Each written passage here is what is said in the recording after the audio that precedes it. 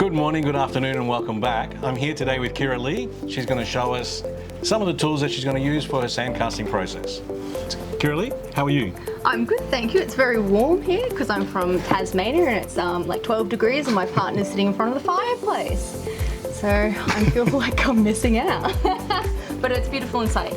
I'm very grateful to be here. Thank you. Awesome. So what have we got in here? Oh, so I bought this little artist roll on eBay, but I've just found this fantastic product, which is essentially the same thing, but purpose made by AJS for tools. So it's got all your different compartments to hold not just your sandcasting tools, but anything else that you want to put in it if you are a contractor and traveling between workplaces. It'll fold up, it looks like it's waterproof, and it comes with a fun little shoulder strap. How nifty is that? So I might be converting to the AJS bag soon.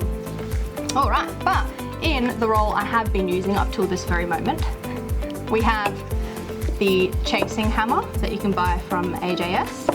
And you don't really need a chasing hammer for Delft clay casting, you just need a hammer, but I like to pick this one first of all because it is super cute. It is the symbol of jewellery making, but it has a really big head on it so that you can compact more clay faster. I have the pawpaw ointment. I use that for cuts, scrapes, chapped lips, but also it's fantastic for adhering in place your stones when you're casting in place to stop them from sliding around inside of your mold when the molten metal is moving around in there. You don't have to use pawpaw ointment. You can use any sort of Vaseline-based goop.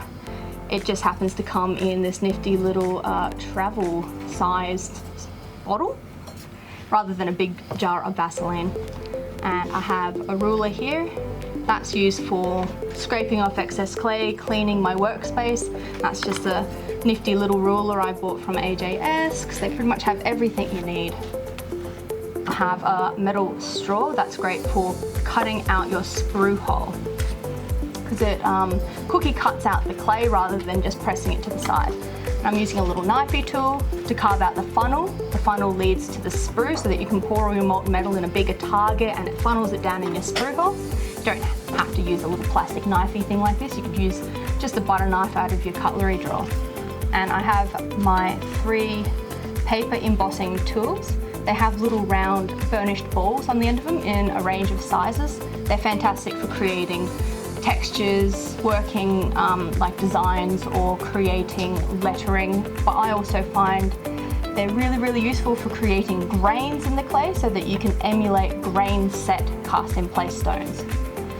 And this little doobie here is a scriber and a burnisher, but it's also great for burnishing your clay.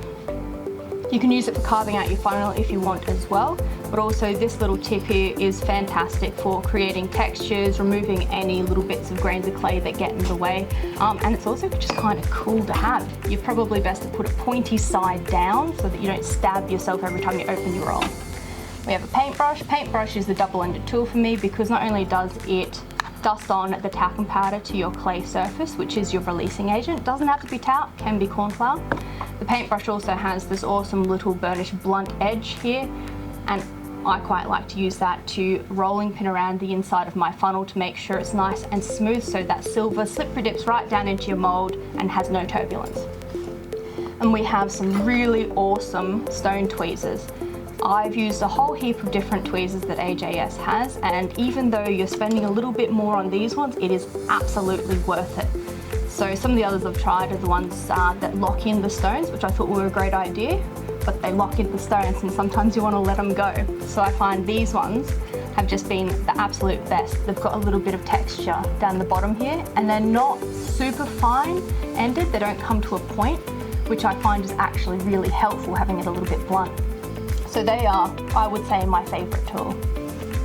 And then we have just a soldering pick, and that's used for creating little channels and poking through to make your air vents in your mold. And the air vents are a very important part of your mold making.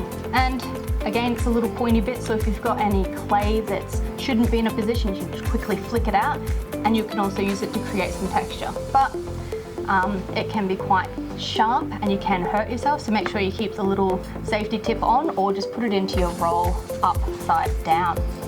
That's my toolkit.